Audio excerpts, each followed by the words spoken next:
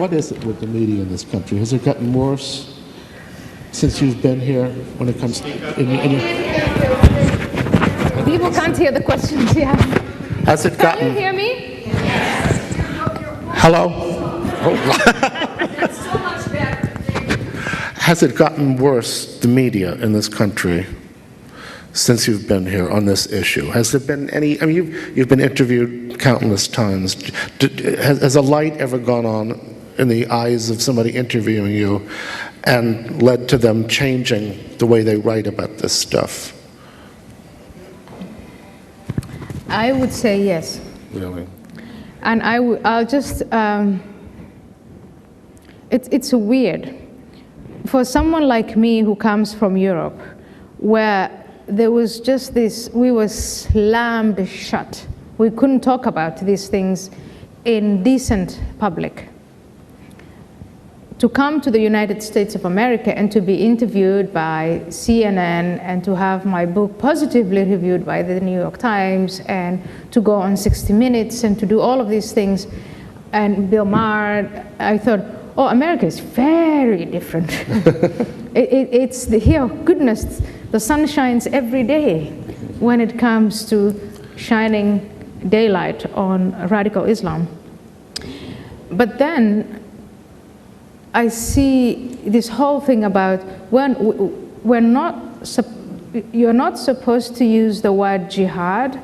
I mean, I followed Pamela Geller's ads, and people called that particular ad Islamophobic, and I thought, where's the Islamophobia? It doesn't even talk about Islam.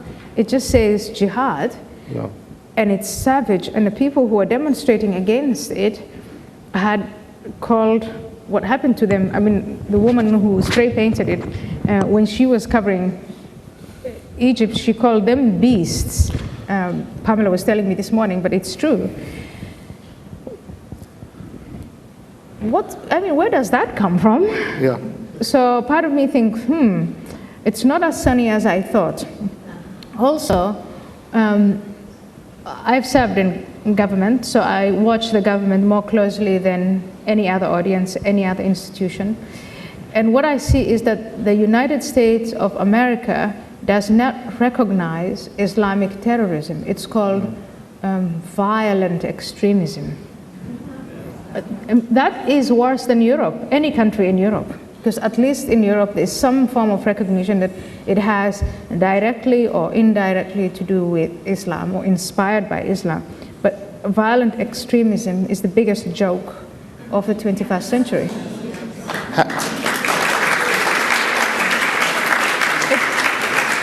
It's the biggest semantic, most cynical joke of the 21st century. Violent extremism. Give me a break. Have you talked to people in the State Department about all this? I have talked to a number of people. I said, what is this violent extremism business? And here's the strategy.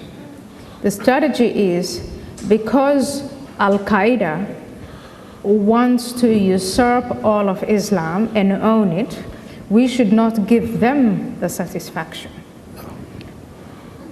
And so, if you want to isolate, marginalize, and stigmatize Al-Qaeda, you have to deny them the brand of Islam. That's the strategy.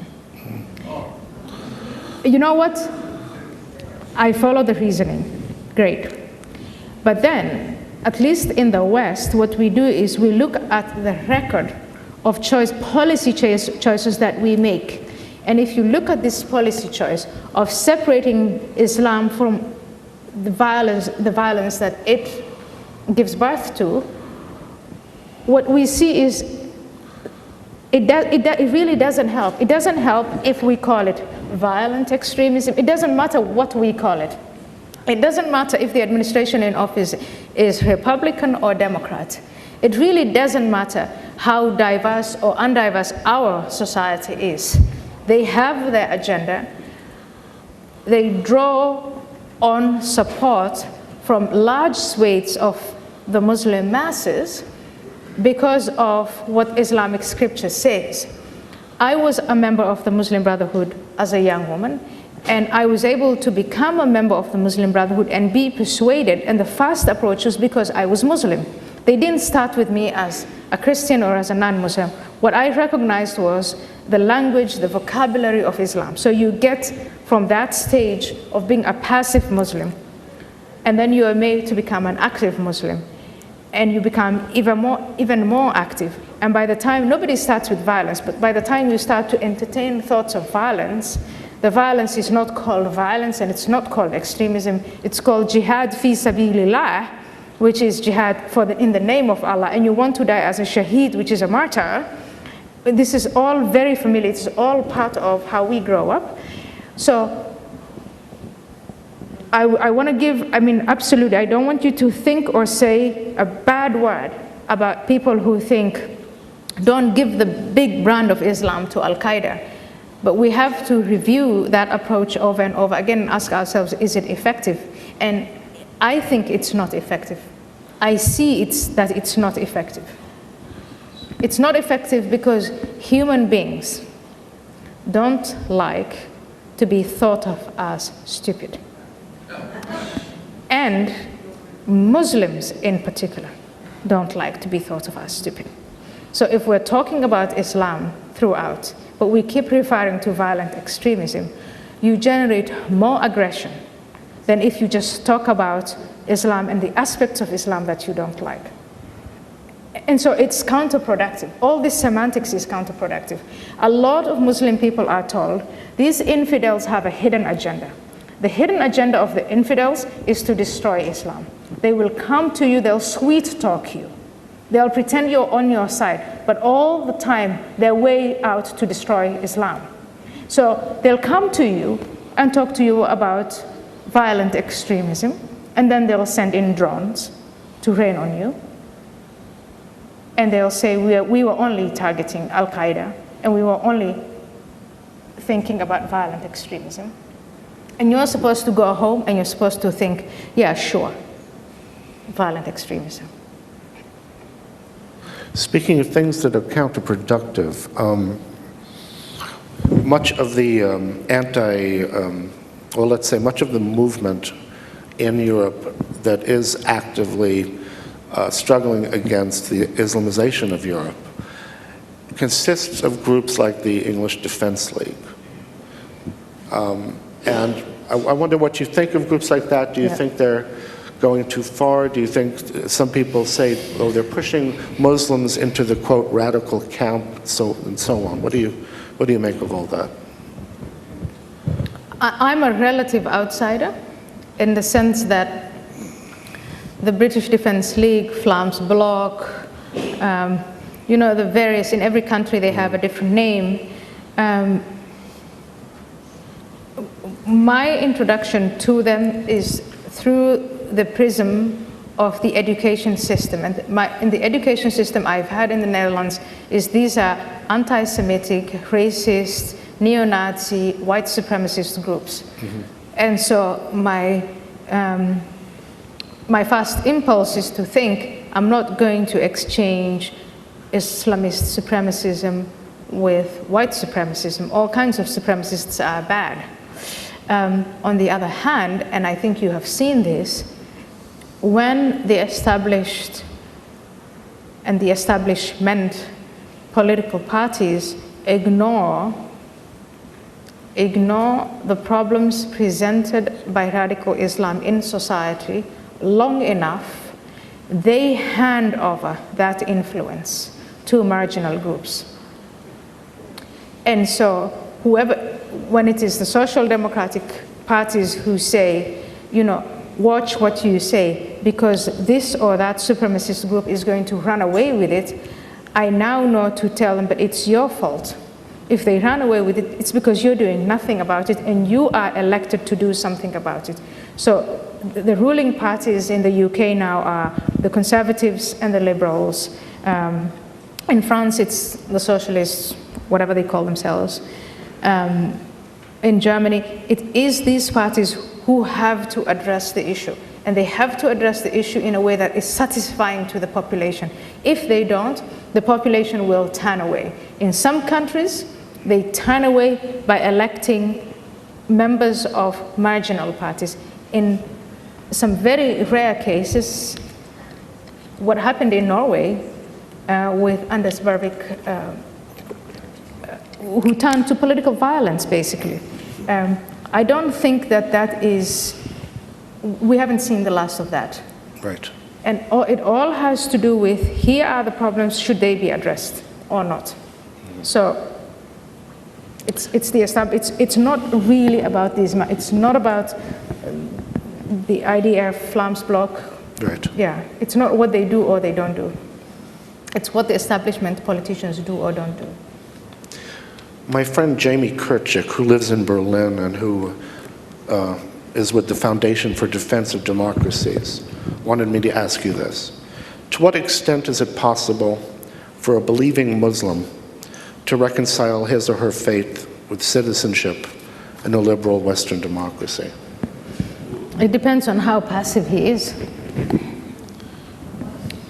It depends on how passive that individual Muslim is. And there are forces today that are very active, that are trying to pull Muslims into their camp.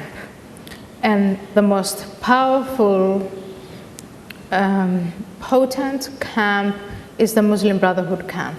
And when I say powerful and potent, I mean the agents who come to knock on your door, people who come to your campuses, to your mosques, the people who are trying to spread the word. These are Islamists, and I don't need to explain to this room who they are. So even if you wanted to be passive and neutral as a Muslim individual or family, it's made very difficult for you because the people you socialize with continuously talk to you about, if you are a true Muslim, where your heart should lie. There is no counter narrative, there's no counter da'wah. Da'wah, the preaching of, I don't know what the perfect English word is for that, but it is, it's to invite people to the right, straight path in Islam. There are so many of those, but have you seen, do you know of a movement, a Muslim movement, that is preaching counter-da'wah?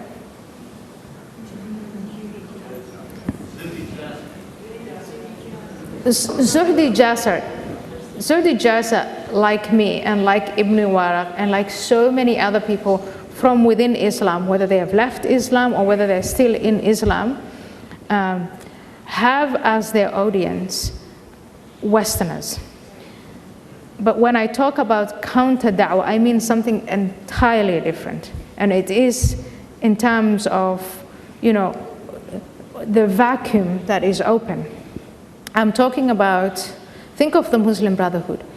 Think of when I was a 15-year-old girl, the woman who came to me and started talking to me about what it was to be a good Muslim, to cover myself, to pray 5 times a day, and gradually, from getting me to become pious and charitable, got me to understand what it means to recognize the infidel, the 2 types of infidels. The Jew who is taking our land and hating us and so on, what to do against them beyond prayer. That type of da'wah, or rather counter-da'wah, we know that type. We know the methodology of the da'wah. But the counter-da'wah, no one has developed, as far as I know that. I could be completely wrong, and there must be something clandestine going on, but I don't know of any movement that targets Muslim audiences, especially the young audiences, the impressionable ones, that tells them of freedoms and makes them aware of where the jihadis want to take them. I'm not aware of that. My friend Valerie Price in Montreal, who is the head of ACT for Canada in Montreal, asks a question that you may already kind of have answered, but it does connect with what you just said. And she asks, what is the chance that liberal Muslims, and maybe that should be in quotation marks, will stand up and join the fight? what is the chance? We all watched what you call the Arab Spring or the Arab Winter. Here's where I get my hope from. I get my hope from the fact that in Tunisia, when the elections were held, and in Morocco, and in Egypt, that there were fractions of people who voted against every form of Islamism, from radical Islamism to moderate Islamism. I mean, moderate Islamism, my goodness. 1984. It's my favorite term, yes. Moderate Islamism. But the people who voted against that are out there, they're fragmented. Their revolution is stolen, basically, because they didn't have. So if you ask me, is there an audience that we can connect with whom we can develop the content of the da'wah and establish a counter-da'wah? They are there. How long is it going to take? It's going to take a very long time. It's going to take hard work, etc. Is anybody doing it? Maybe, but not the way I'm talking about. There's a human rights movement here, and a human rights movement there, and a human rights movement everywhere. And one human rights movement is fighting for the rights of the Coptic Christians in Egypt, and another human rights movement is fighting for the women's rights in Egypt, and another one is fighting for that of the gay rights, and so on and so forth. But are all these people united in a common goal with a common mission and all these common slogans, and are their resources being utilized in the most effective way, the way the Muslim Brotherhood does? No. The fragmentation is there. But for people like ACT, there is enough opportunity. There's enough opportunity in the US, in Europe, and in the Islamic world. I think that the Muslim Brotherhood and their cohorts try to convince us that they speak for all Muslims, which they don't. They want us to accept and think they speak for all Muslims so that we can leave all 1.5 billion, 1/5 of the human population, alone to them. And in that case, I would say absolutely not. Let's not stop talking about the failures of Prophet Muhammad. Let's not stop talking about everything that is in the Quran that is incompatible with 21st century morality. Let's not stop talking about the so-called jurisprudence, what jihad means, and let's not stop talking about, and particularly emphasize, when Islamists come to power, where they come to power, and where they establish Sharia, what happens to the quality of human life, men and women and children and religious minorities and homosexuals, etc. That is where we need to focus. So we need to go on the offensive, and I know we have started doing that within this small group of people who attended this conference, but not on a large scale. I want to give the audience a chance to ask questions. I just have a couple more myself before we do that. And again, I did ask some friends of mine. I told friends that I would be interviewing you, and Phyllis Chesler, yes, in New York, the feminist critic of Islam, wanted to know if you have any thoughts about women's shelters, because as we know, a lot of Muslim women in Europe end up running to women's shelters because of their abuse at home. And Phyllis says that in her experience, too few of the women who work at these shelters recognize the special circumstances surrounding honor violence. Yeah. And have you thought, she wonders if you've thought of setting up a model shelter or some kind of program to educate shelter workers to understand that honor-related crimes are different from regular spousal abuse. I love Phyllis Chesler and her work and her support of me. She's written wonderful supportive articles of me. I have set up the AHA Foundation, which our mission is to fight for the rights of women against violence in the name of militant Islam and traditional custom or tribal custom. We have not set up separate shelters because we don't have the money. But what we've done is we have tried to inform existing shelters, women's shelters, but not just shelters, policemen, schools, the State Department, Homeland Security. I handled domestic violence, the dossier of domestic violence, when I was in Parliament in the Netherlands.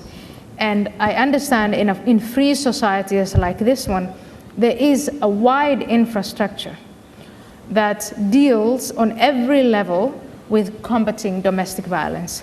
What I found when I came to the United States was that the special domestic violence of honor killings, of forced marriages, of female genital mutilation, of child brides, this was something that wasn't seen as something specific. So we're trying to educate Americans on the existence of this special type of domestic violence. And on top of that, to educate them on, and here's where shelters are important. There are a lot of shelters in the US and in Canada, and elsewhere in the West, but US and Canada, where a Muslim woman will go to a so-called Muslim shelter. And the Muslim shelter specializes in mediation. Now, if you are naive and wonderful and you've been living in this third, fourth, sixth generation freedom, wonderful, wonderful, beautiful world, when you hear the word mediation, you think, oh, it's so nice. All the problems will be solved. But this is what mediation really means, is that the woman who finally finds the courage to get out of an environment of violence and goes to a shelter, the people who are supposed to protect her get in touch with the people who are violating her rights and persecuting her and beating her up and threatening to kill her. And the woman is persuaded through the mediation system to go back and accept everything that her husband or her father or whatever does to her. And if the conflict between the husband and herself is, you have to give up this friend, or you have to give up this job or else, then she gives up the job. She gives up the friend.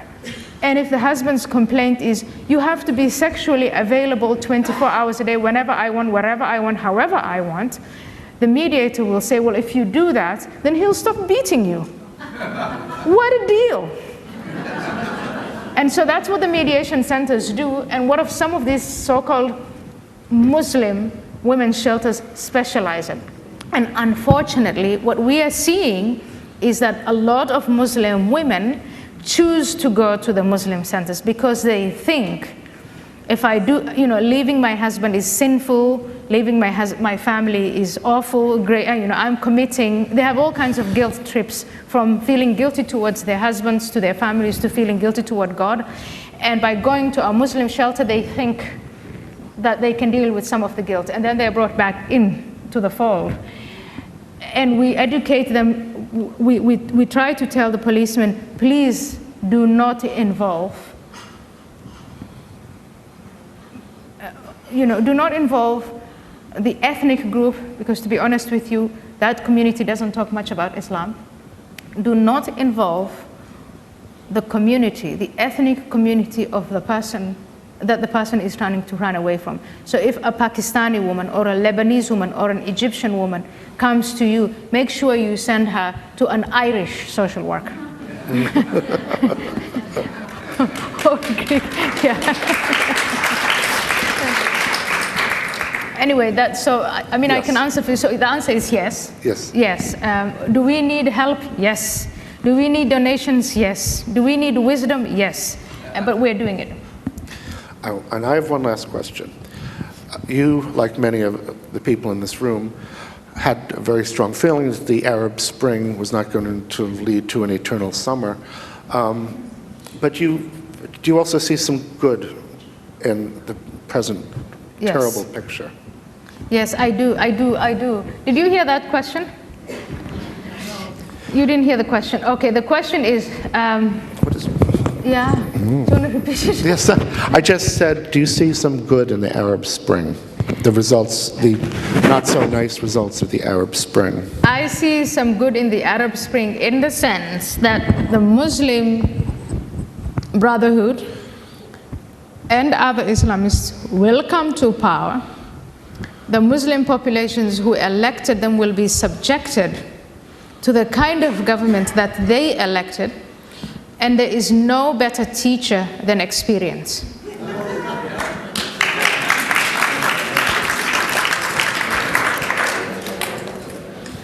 And I base my optimism on the experience of the Iranian people. In 1979, the population of Iran hated the Shah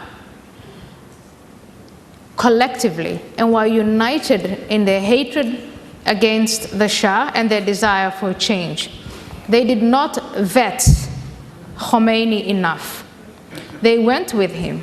So you cannot say that the regime of Khomeini was imposed on the Iranians by some outsiders.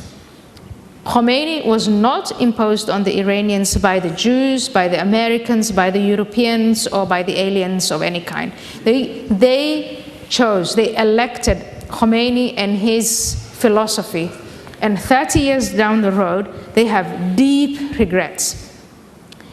I'm not saying that they're passionate about the Bill of Rights. What I'm saying is, if you look at the Green Movement, and I think we're going to revisit the Green Movement, that they do not want Sharia law. The population of Egyptians think, oh yeah, but those were the Shias. The Sunni Sharia law is very different. If they let them experience it, let them go through it, and it's going to be less than 30 years when they come round, because this is a very young population. When they come round and they think, wow, Sharia law is not what I thought it was. And honestly, what we haven't really discussed is the people, the men and women who elected Hamas. And if you look at the people who have lived under Hamas, the populations who have elected them, what they're seeing is what Hamas has always said: jihad is a lifestyle. And I'd like to talk to mothers, I'd like to talk to fathers and young people, and what they think of jihad as a lifestyle today. And I don't think they think much of it if they're honest. There are so many people defecting, so many dissidents of Hamas now. And I would say in a way that is really our opportunity, because these are people who've experienced it and rejected the experience. And the next step is to get them together. I don't think we can unite people in everything, but at least we can unite them in understanding that Sharia law as the order, the social order that we should live in, that is something we can all unanimously reject. And I don't have to go into the Taliban and the Nigerians. Everywhere where Sharia law is established, everywhere where Sharia law is established, the people who live under it and experience it from day to day reject it.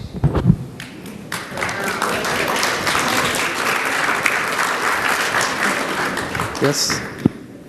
Ayaan, the men too rejected it. The men like it, kind of, you're your concubine, your Well, Nina is asking, do the men reject it? Of course, some men don't reject it. But I think ultimately, even the men will reject it. Why? Because if you are a man who is obsessed with wanting power, with procreating, if you want a normal, rational life, when you have a mother or concubines who can't read or write, who are obsessed, who are oppressed, the children they bring up, the boys they bring up, are backward. Women who are oppressed, when they become mothers, their children are backward. They are challenged in every possible way. Yes. That's a big statement, I know, but the best mothers in the world are free mothers. Gentlemen here. Yeah, and they know that. Can you give us some enlightenment of what is going on in the public tax levy elementary, junior high, and high schools, in which they are giving textbooks which are definitely anti-Semitic, anti-Israel, pro-Islamic, and pro-Sharia law. Mm-hmm. And this is going on. In fact, there was one textbook that was used for a very short period of time. Just to give you an extreme example, they said that Jesus was not a Jew. They said that Jesus was a Muslim, but he was killed by the Jews.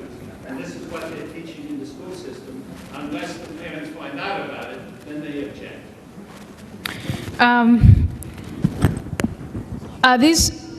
Are these schools in the United States? In Florida, in New York, may I just say this? In New York City, we had what is called an approved book list. As an administrator, I could not purchase a book that was not on the approved book list. In Florida, there is no such thing as an approved book list there, and therefore a teacher can order any book he or she wishes. Yeah, there are a lot of textbooks in the United States for primary and secondary Yeah. schools that the main overriding thing is that they basically whitewash Islam. Yeah. Yeah. Unpromoted, yeah. Yeah. When I was in Europe, there were controversial incidents where some teachers would speak out and say, I'm not allowed to teach the Holocaust in class. So when it comes to the history class, Second World War, I'm supposed to skip it. And more and more people revealed what was going on in not only writing the textbooks, but even if the textbooks were just fine, what exactly was being taught and what was not being taught. The fact that this is politicized in the United States, and I've heard of cases in Texas. Yeah, right. Because apparently Texas, yeah, you know the position of Texas on textbooks. Yeah. What I have heard is it started with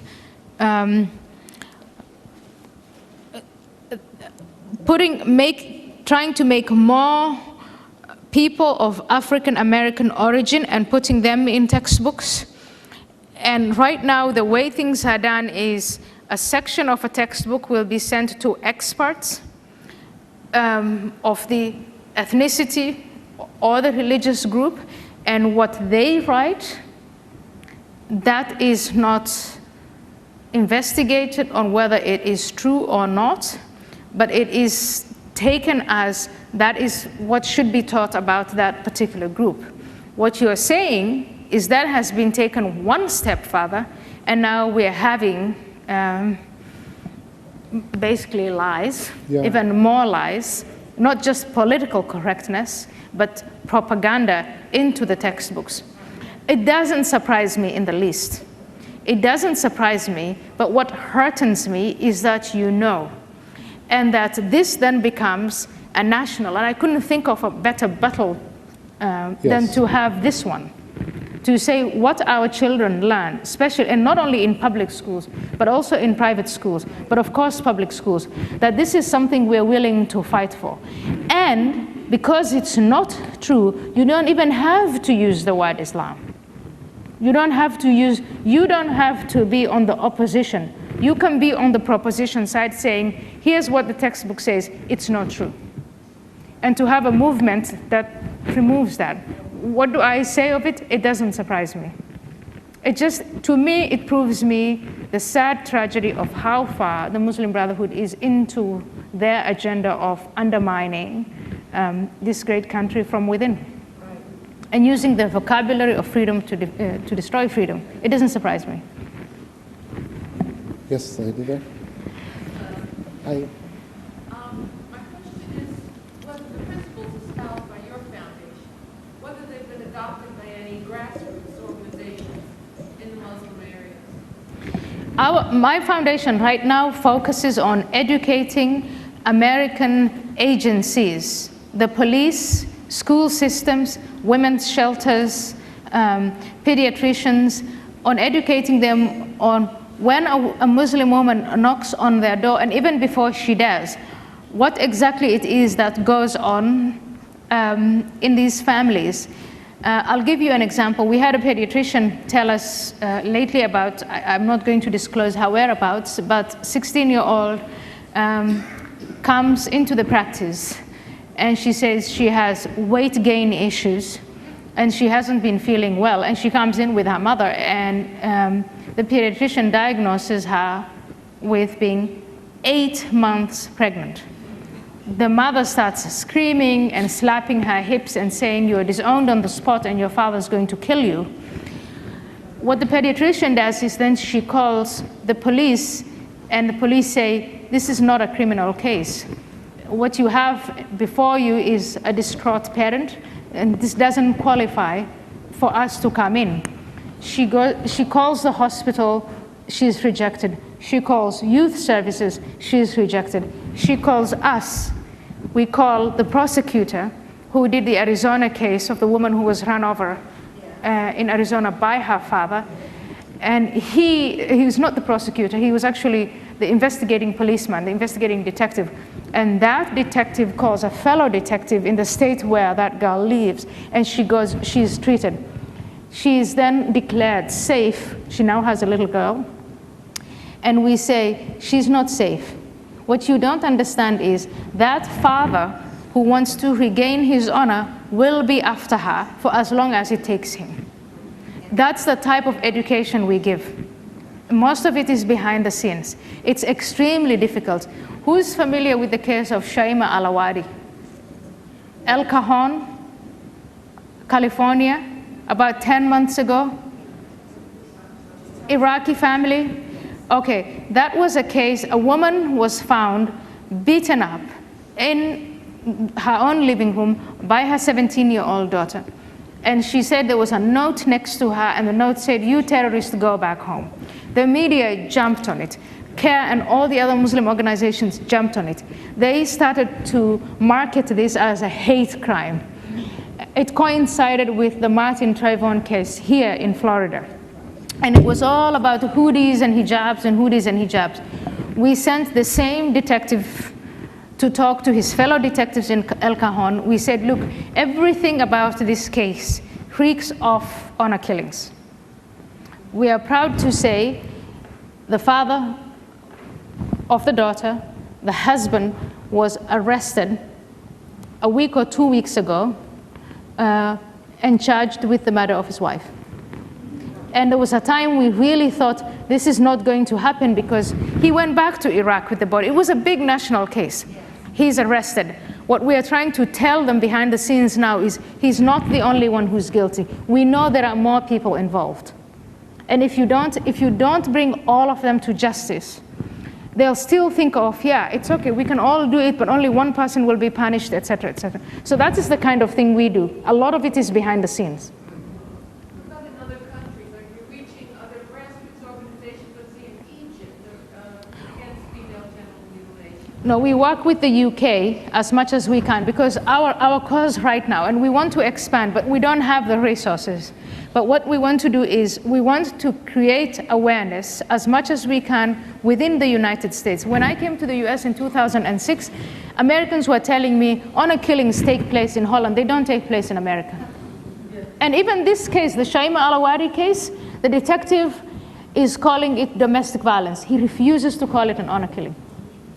I've just been informed that we need to vacate the room. Oh. Now, are we still showing? No? I'm sorry. We were going to be seeing a trailer for Silent Conquest, but that's scrubbed. I bet that's far more interesting. No, but I just want to thank Ayaan for doing this.